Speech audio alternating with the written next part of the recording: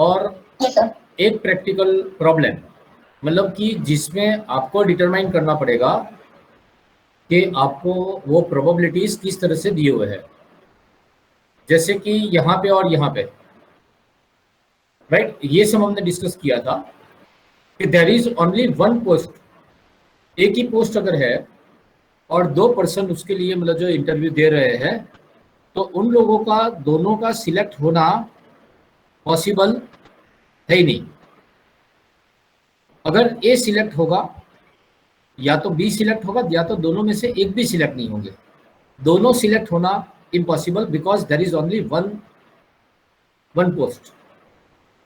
हाँ, अगर यहाँ पे कुछ पोस्ट एक्स्ट्रा है, ज्यादा है, तो फिर ये 1/5 2/3 दोनों साथ में हो भी सकता है, दोनों साथ में नहीं भी हो सकता है। करेक्ट। तो यहाँ पे ये गलत लिखा है, इसको निकाल देना पड़ेगा ना।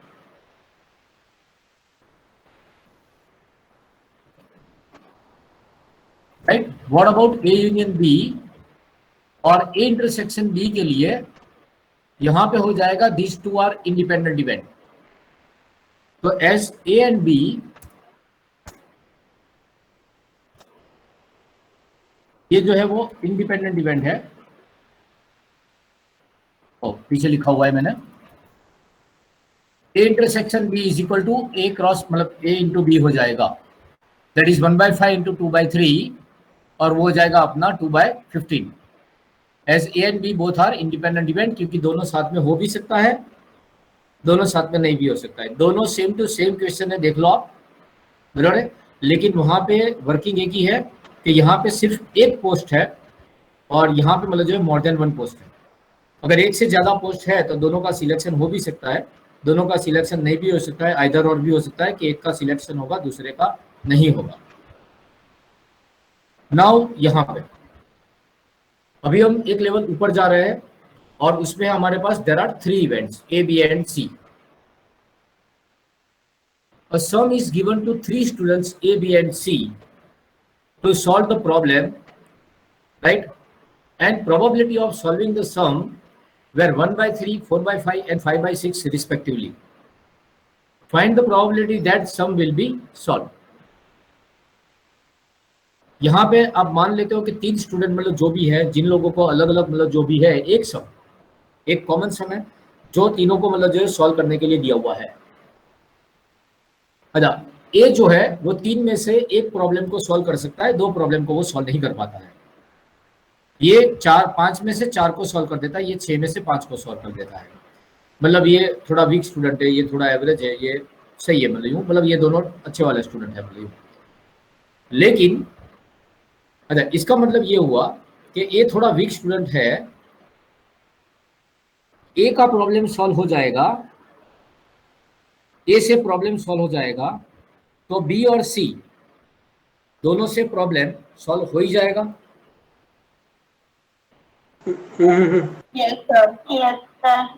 क्यों ऐसा नहीं हो सकता कि कोई प्रॉब्लम ऐसा है जो ब्रिलियंट स्टूडेंट सॉल्व ना कर पाए, लेकिन कोई डम या वीक स्टूडेंट उसको सॉल्व कर दे?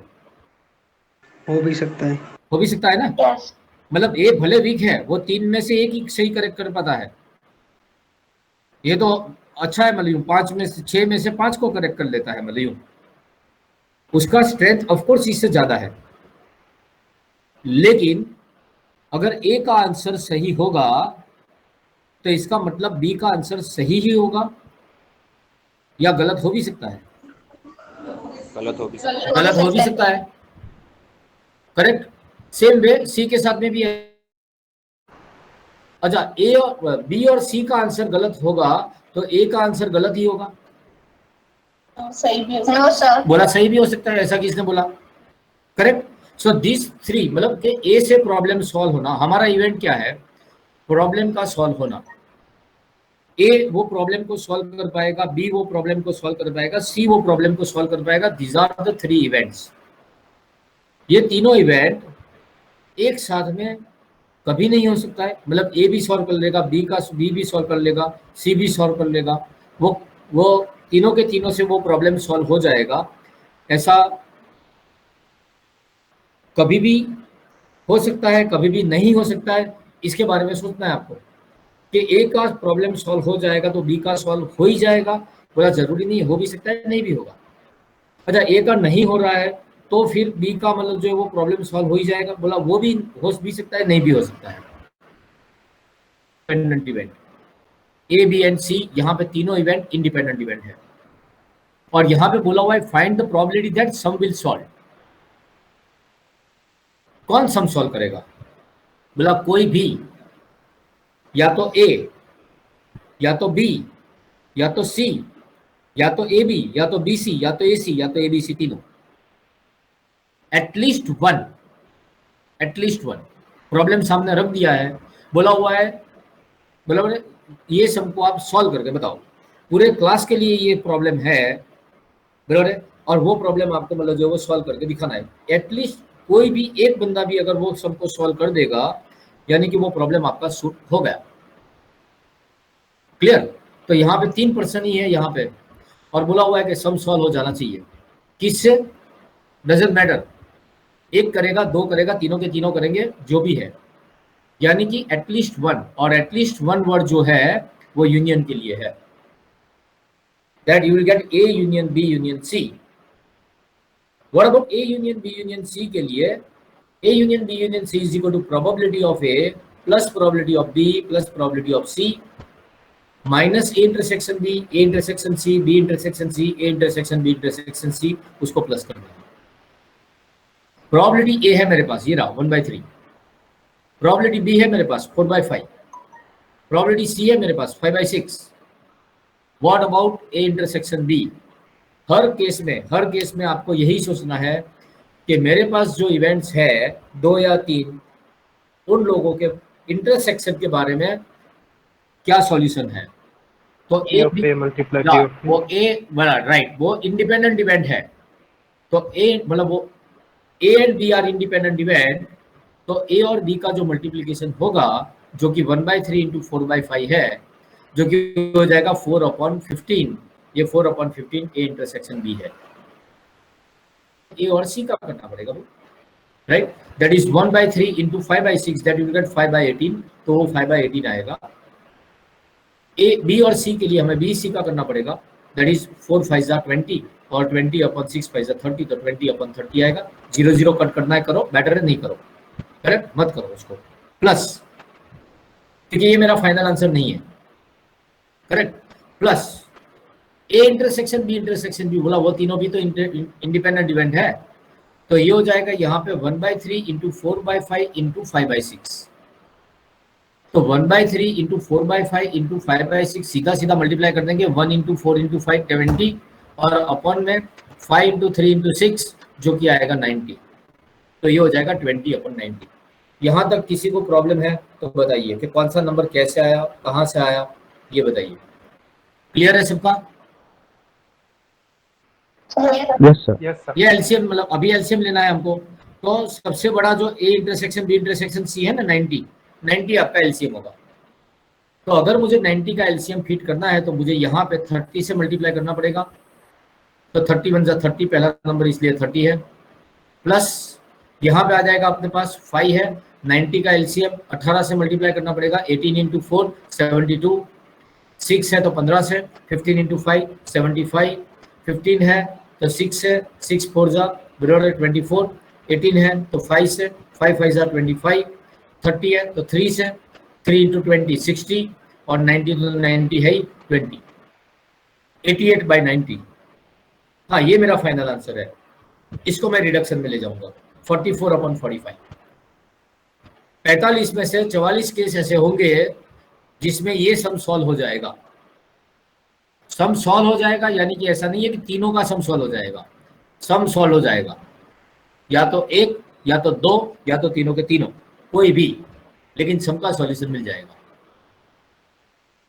यही सम, अगर ये इंडिपेंडेंट इवेंट है, अगर A B and C are the 3 event जो हमारे इंडिपेंडेंट इवेंट होते हैं, तो उसको हम दूसरी मेथड से भी कर सकते हैं, और दूसरी मेथड बहुत ही सिंपल है।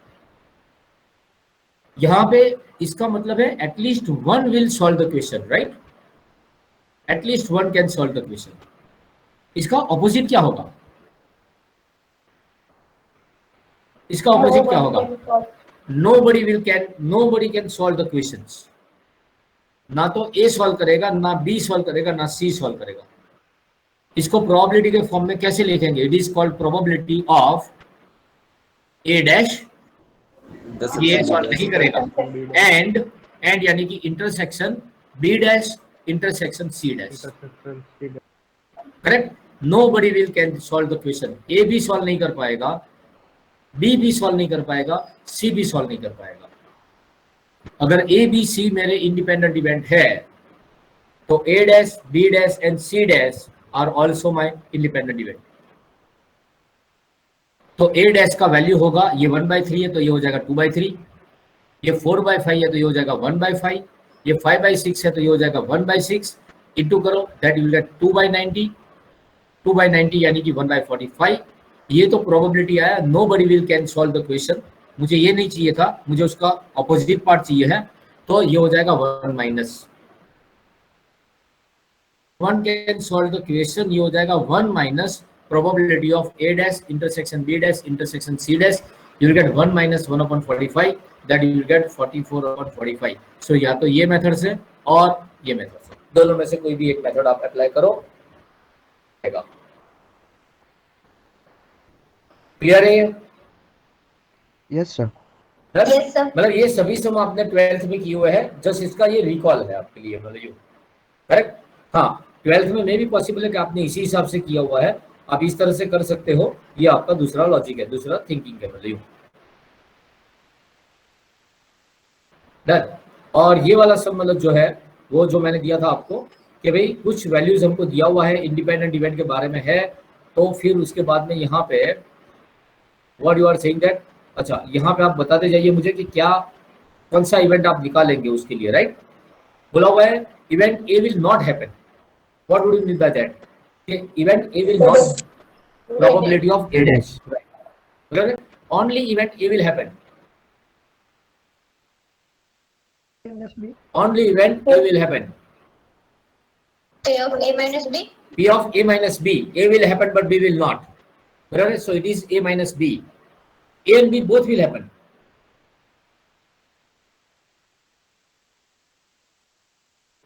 A intersection B. A intersection B. Correct. Only one of them will happen. Only one event will happen. A dash intersection B. A dash intersection B और A इंटरसेक्शन डैश, दोनों में से कुछ भी हो सकता है। मतलब कि A माइनस बी और B माइनस ए, और A माइनस बी और B माइनस ए का सॉल्यूशन सीधा अगर लाना है आपको तो वो होता है A union B minus A intersection B। पूरे यूनियन में से इंटरसेक्शन B का पार्ट निकाल दो तो only one event will happen आपको मिल जाएगा। इसको ऐसे याद रख लो आप, मैक्सिममली एग्जाम में ये पूछा जाता है, only one event will happen. और उसके लिए सिर्फ आपको दो चीज दिया होगा, A union B, A intersection B. तो उस वक्त एक्चुअली आप अपना थोड़ा मतलब दिमाग यूज करिए कि जो हमें दिया हुआ है उसी से निकालना है। अब वेन डायग्राम को मतलब जो है वो कॉन्सेंट्रेट करो, आपका प्रॉब्लम सॉल्व हो जाएगा। At least one event will happen, at least one event will not happen.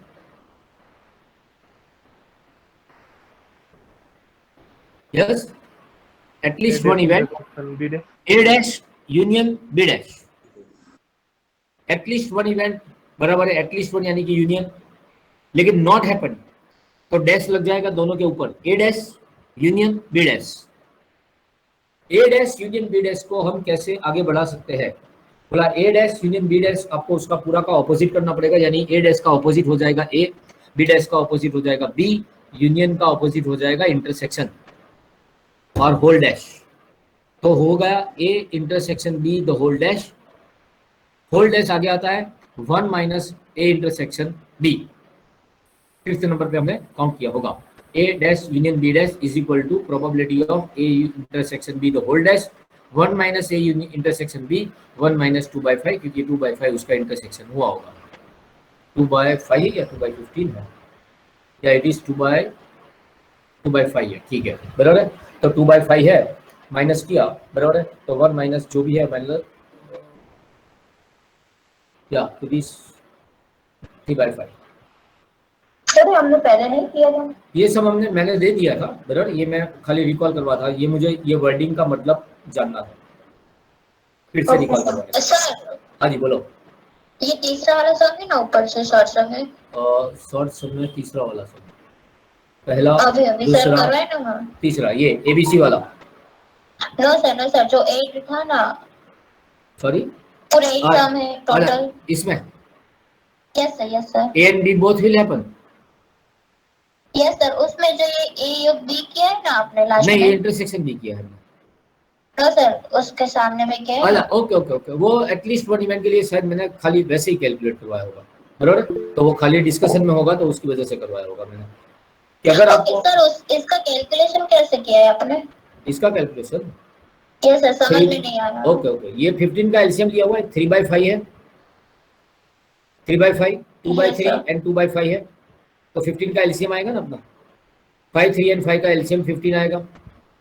15 LCM लाने के लिए यहाँ पे मुझे 3 से मल्टीप्लाई करना पड़ेगा, तो दैट विल बी 9। 15 एलसीएम के लिए यहाँ पे मुझे 5 से मल्टीप्लाई करना पड़ेगा, वी विल गेट 10, और 15 का एलसीएम लाने के लिए मुझे 3 से मल्टीप्लाई करना पड़ेगा 6। हाँ जी बोलो सर। पॉइंट में करेंगे तो चलेगा ना सर? लेकिन हाँ लेकिन ये जो अपॉन 3 है ना, वो रिकरिंग नंबर आएगा, तो उसमें रिकरिंग नंबर वो लोग वैलिड सेटअप नहीं करेंगे, तो बेटर है कि आप एलसीएम के थ्रू करें इसको। एलसीएम लेना सुटेबल रहेगा ना, मतलब आपका, और लेना ही है एलसीएम। मतलब अगर यहाँ पे 3/4 3/5 ऐसा होता ना तो मैं पॉइंट में कर देता, क्योंकि वो परफेक्ट पॉइंट मिलेंगे आपको, वो रिकरिंग लगेगा बराबर। 2/3 यानी 0.666 आएगा, चलता है वैसे थोड़ा बहुत, मतलब जो है बराबर, तो वो आप वो इसी हिसाब से कर सकते थे। लेकिन बताइए ये सॉल्व हुआ या नहीं हुआ 15 का एलसीएम? हाँ, तो 15 का एलसीएम मतलब जो हमने लिया हुआ है राइट, तो 15 का एलसीएम लेके काम किया हुआ है। 15 का एलसीएम 3 और 5 है, दोनों प्राइम नंबर है, तो 15 का एलसीएम आ जाएगा। तो 15 लाने के लिए यहाँ पे कितने से मल्टीप्लाई किया है मैंने पहले वाले टर्म के लिए? पहले वाले टर्म को कितने से मल्टीप्लाई किया हुआ है 15 एलसीएम के लिए? 3 से, यहाँ पे 5 से, और यहाँ पे 3 से, करेक्ट। काफी जगह पे एलसीएम तो काफी जगह पे होगा, यहाँ पे भी एलसीएम है 13/15 माइनस 2/5, यहाँ पे भी 15 का एलसीएम है आपका बराबर। तो एलसीएम लेके देखिए मतलब, तो सही हो जाएगा आपका वर्किंग।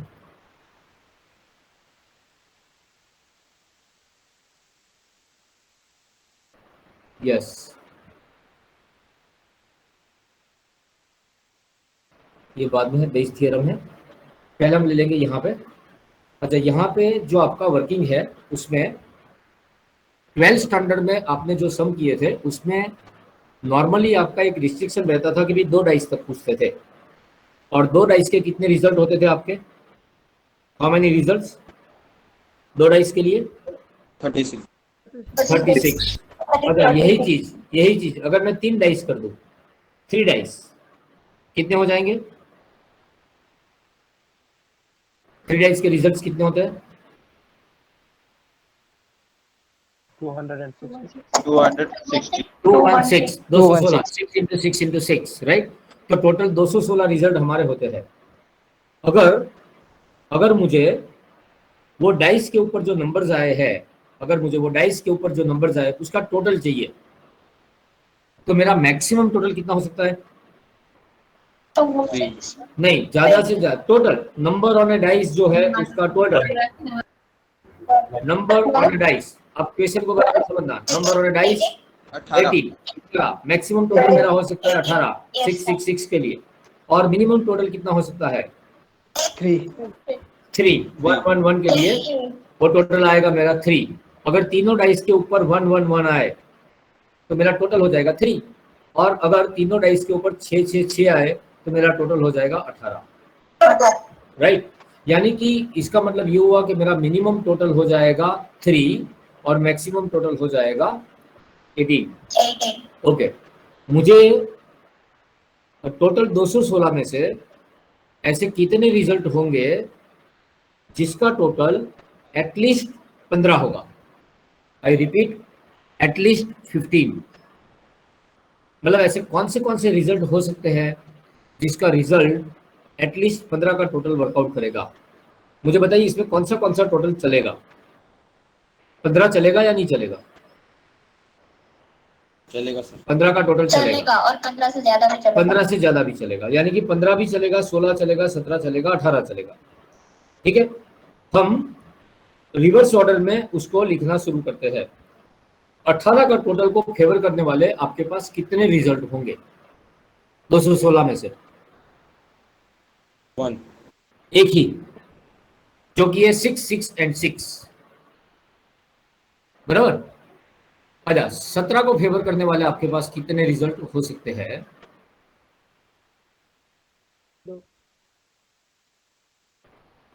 17 को फेवर करने वाले आपके रिजल्ट्स क्या हो सकते हैं? कौन से नंबर हो सकते हैं, मुझे ये बताइए। 18 का आपने एक रिजल्ट बताया मुझे। 6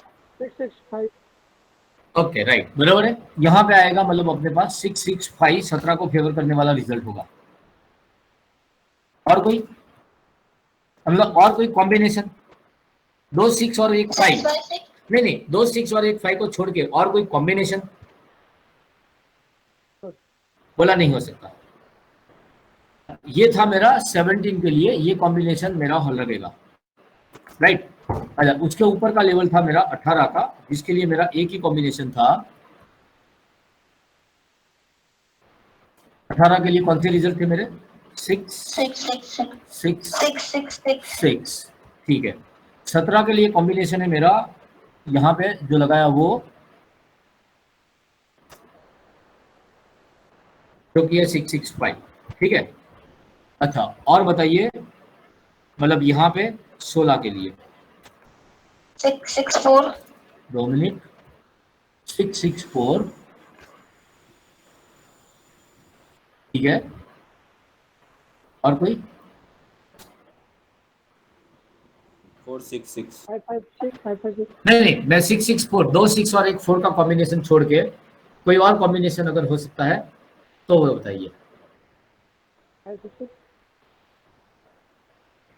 16 का टोटल चाहिए हमें, तो ये आ जाएगा अपने पास 6 5 5 6 5 5, मतलब 2 5 और 1 6 का कॉम्बिनेशन, ये भी चलेगा 16 के लिए।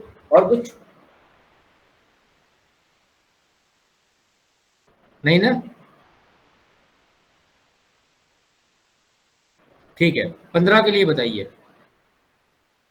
555। अच्छा, पॉइंट टू बी रिमेंबर, 15 के लिए जो हम बनाएंगे कॉम्बिनेशन, पहले हम इसमें कुछ चेंज करते हैं। ये 6 6 6 में क्या हो सकता है?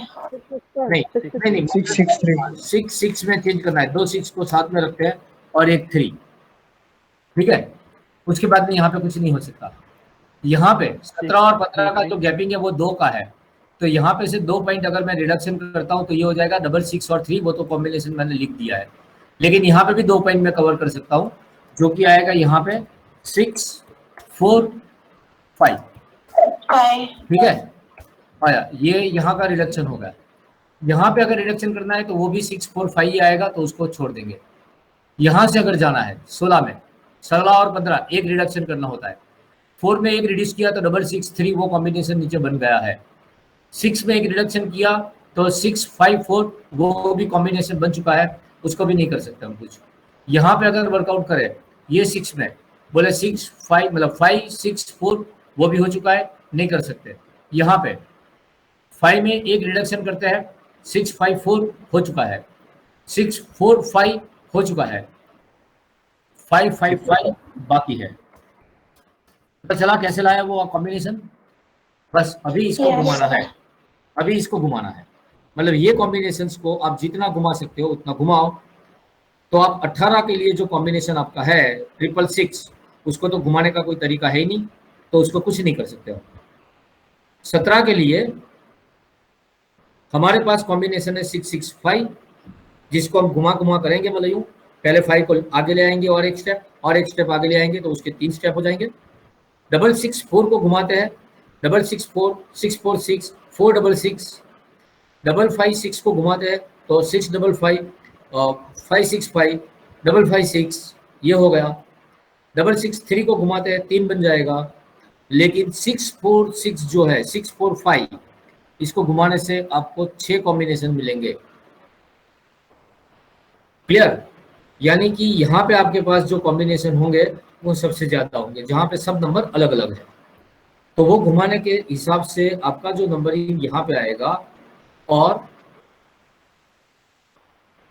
टोटल केसेस आपके जो बनेंगे वो किस तरह से वर्कआउट करेंगे।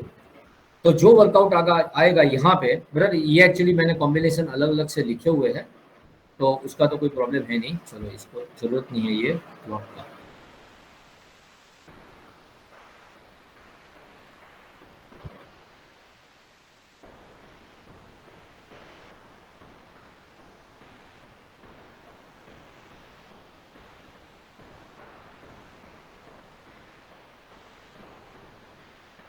ये कॉम्बिनेशन मैंने यहाँ पे लिखे हुए 18 के लिए, 17 के लिए, राइट, 16 के लिए और 15 के लिए।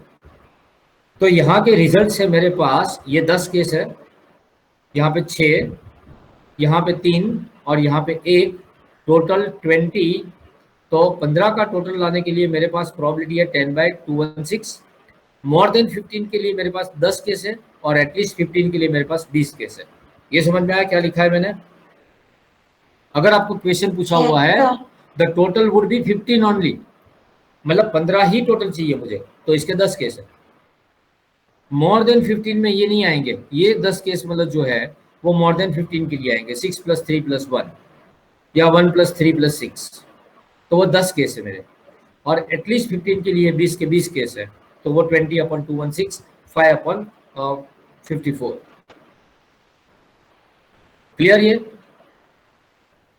Yes sir. डन।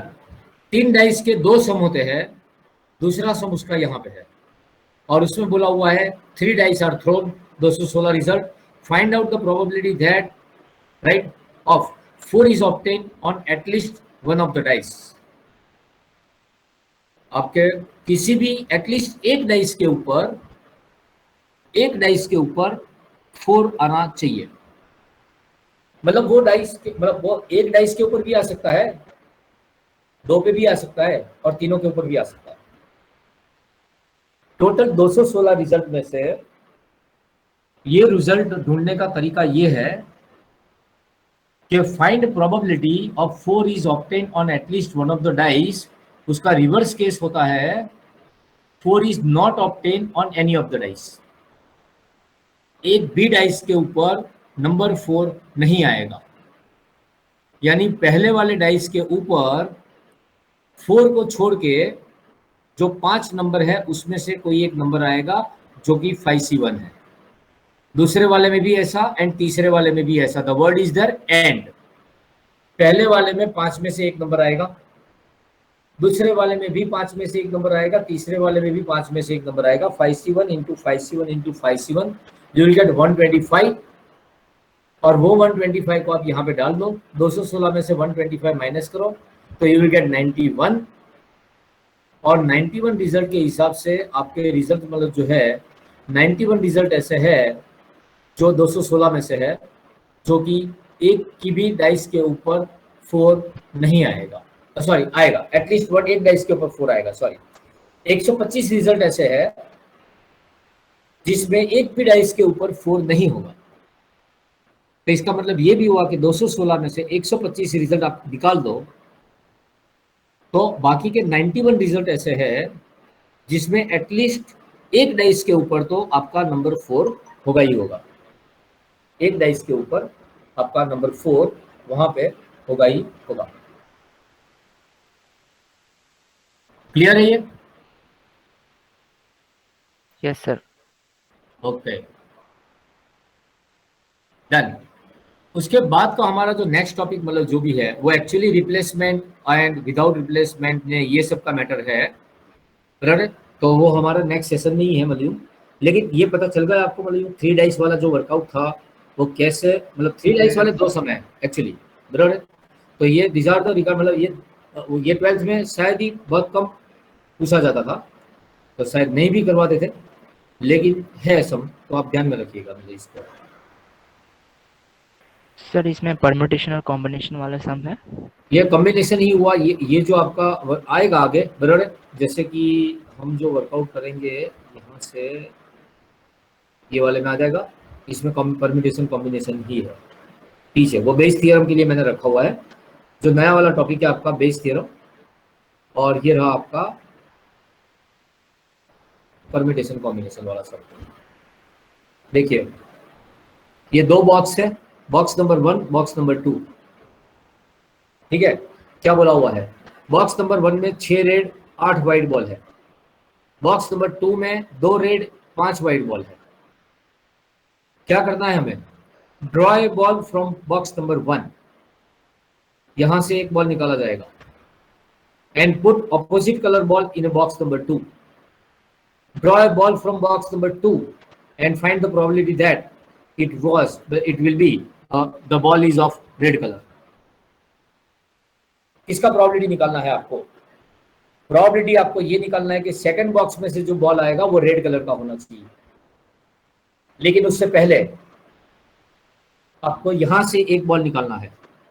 कितने बॉल है यहाँ पे पहले वाले बॉक्स पे? 6 red ball, 6 red ball 8 white ball, यानी कि टोटल 14 बॉल है। वो 14 बॉल में से एक बॉल का विड्रॉल होगा यहाँ पे। उसके बाद में यहाँ पे 5 वाइट और 2 रेड बॉल ऑलरेडी है। यहाँ पे से एक बॉल निकाला जाएगा। यहाँ पे कितने में से एक बॉल बाहर निकालेंगे आप ये बताइए, सेकंड वाले बॉक्स में?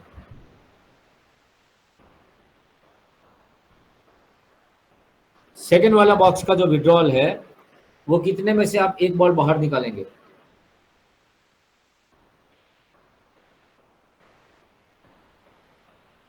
सेकंड वाले बॉक्स में कितने बॉल्स है?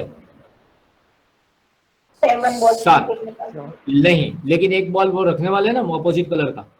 यस, उसके बाद में विड्रॉल होने वाला है, यानी कि 8 में से एक बॉल निकलेगा। ठीक है, तो हमारा जो एन होगा टोटल केसेस, पहले 14 में से एक बॉल बाहर आएगा 14C1, और उसके बाद में यहाँ पे 7 है लेकिन एक बॉल अंदर आएगा, उसके बाद में एक बॉल बाहर निकलेगा यानी कि 8C1। 112 केस टोटल पॉसिबल है। व्हाट अबाउट फेवरेबल या अनफेवरेबल केस? एक केस हो सकता है कि यहां से आपका रेड कलर का बॉल आया एंड यहां से तो रेड कलर का चाहिए, दूसरा वाला भी रेड आया। हाँ, लेकिन ऐसा भी तो हो सकता है कि यहां से व्हाइट कलर का बॉल आया और यहां से रेड कलर का बॉल आया। तो बोला पहले वाले केस के लिए favourable case red and red के लिए क्या हो सकता है? रेड एंड रेड के लिए हो सकता है पहले तो 6 रेड में से एक बॉल आएगा, दैट इज कॉल्ड 6C1। ठीक है, उसके बाद में यहां से कितने रेड बॉल हो जाएंगे? 2C1 का 2C1। Point to be remember, क्योंकि यहाँ पे ऐसा था कि रेड बॉल आएगा तो हम यहाँ पे अंदर रखेंगे व्हाइट बॉल, यानी कि ये तो रेड ही रहेगा, तो रेड तो 2 ही रहेंगे। What about this? अगर यहाँ से व्हाइट बॉल आया दैट इज कॉल्ड 8C1, और उसके बाद में यहाँ से रेड बॉल आएगा तो वो क्या हो जाएगा? बोला वो हो जाएगा 3C1 नॉट 2C1, क्योंकि यहां से अगर व्हाइट बॉल का विड्रॉल होगा तो अंदर रेड बॉल रखा जाएगा, यानी कि 2 रेड की बजाय 3 रेड बॉल हो जाएंगे, और वो 3 में से एक रेड बॉल हमारे पास आ सकता है 3C1। These are the favorable cases। 36 divide by 112 9/28, ये हमारा आंसर। पूरा सम तो समझना है इसमें।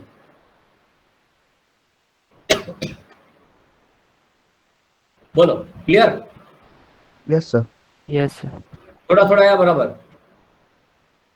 बराबर। मतलब ऐसे वाले Yes. कुछ सम है, वो ये भी रिप्लेसमेंट विदाउट रिप्लेसमेंट ही है ये, बराबर है? लेकिन इस तरह के सम मतलब जो भी है वो वहां पे एंट्री ले सकते हैं। सो प्रोबेबिलिटी का कोई ठिकाना नहीं है कि कौन सा वाला सम पूछा जाएगा, क्या पूछा जाएगा, कुछ भी प्रोबेबिलिटी लिए कुछ भी पूछना है उनको, कुछ भी। आपको 1 to 100 में कितने नंबर होते हैं? 101। हाँ नहीं, 1 to 100 में कितने नंबर होते हैं? 100 नंबर ही होते हैं। और बिटवीन 1 to 100 में कितने नंबर होते हैं? जस्ट 98, क्योंकि बिटवीन वर्ड है तो उसमें 1 और 100 दोनों काउंट नहीं किए जाएंगे, बराबर है? अच्छा, 100 से 200 के बीच, 100 से 200 में कितने नंबर होते हैं? फ्रॉम 100 to 100 कितना?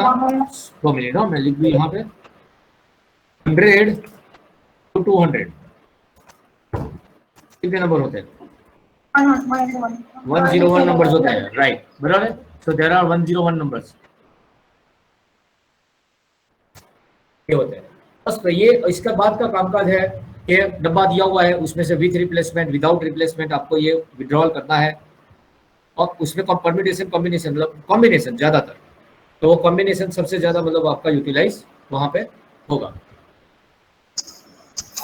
ठीक है, यस। तो आप जो जो क्लिक करना है वो बताइए। नंबर 1 5 से शुरू किया था, यस। इधर ये वाला 2 और ये वाला 3 आ जाए तो 3 एक साथ में रखिए।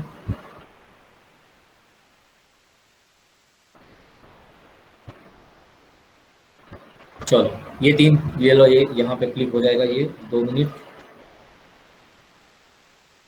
कनेक्टेड है, इसके साथ में रखिए इसको, यस। जब ऑफ हो रहा है, यस है,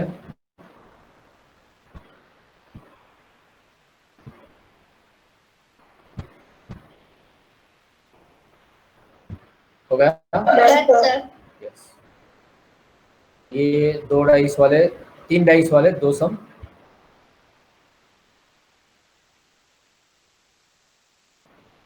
यस। Done. ठीक है, और वो वाला सम तो बात नहीं, क्योंकि वो रिप्लेसमेंट विदाउट रिप्लेसमेंट जब आएगा उसके साथ के ग्रुप का है, तो वो जब आएगा तब की बात है। ठीक है, डन। मैं यहाँ पे स्टॉप करता हूँ। हेलो सर, हाँ जी बोलो। सर मैं न्यू एडमिशन हाँ जी, न्यू एडमिशन सॉरी सर। नहीं पता चला मुझे क्या बोल। Sir, new new admission admission है। ऐसा बोल रहे हो? New admission, okay, new admission है। हाँ, तो वो आपको वहाँ पे मतलब आप बात करिएगा, मतलब शिवानी मैम से पूछिएगा किस तरह से क्या है, बराबर, right.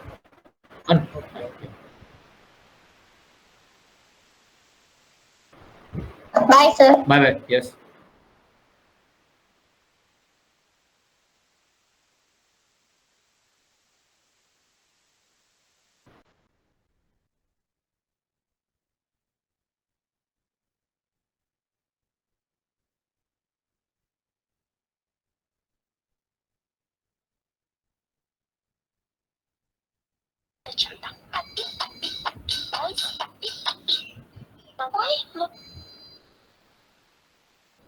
Y'all don't know me, I shoot like I'm Kobe. That boy really tough on his dolly, though. I keep a drink in the holy, though. I ain't with nine, just have my portfolio. Really come from a block where they bang bang. Touch that Glock with the Glock, ain't no goalie, bro. Say you about what you claim it and show me the one that had you going down, try to toe to toe. Trench kids, no fucks, gotta run it out.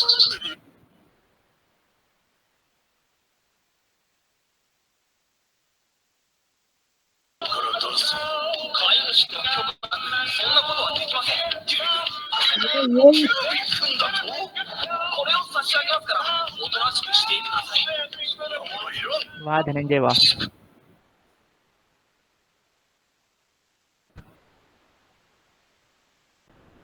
Carry on, carry on.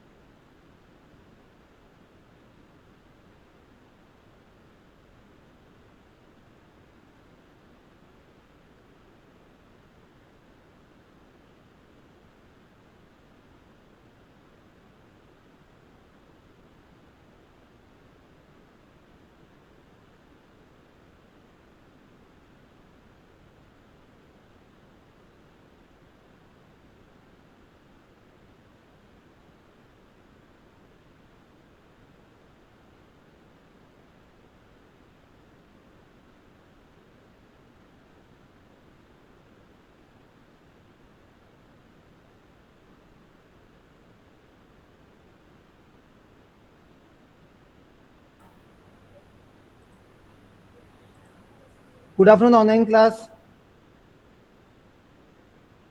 Am I audible? Yes, sir. Good afternoon. ચલો મારો અવાજ સંભળાય છે બધાને? Yes, sir. Very good, મને પણ તમારો સંભળાય છે. Very nice. Okay, this is working fine. આ ચાલુ છે. સો ટુડે બિફોર મૂવિંગ ફોરવર્ડ આપણે આજે એક ટોપિક જોવાનો છે, ફ્રેન્ડ ફંક્શન. તમે તમારા ફ્રેન્ડને જે રીતે પરમિશન આપો, હા હા કરો, ચાલુ બંધ જે કરવું હોય.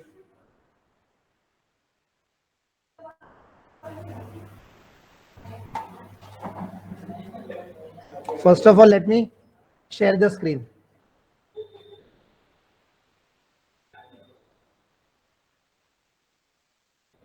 C++ लैंग्वेज का यूज करके अगर हम OOCP कंसेप्ट देख रहे हैं, हाउ टू इम्प्लीमेंट देम,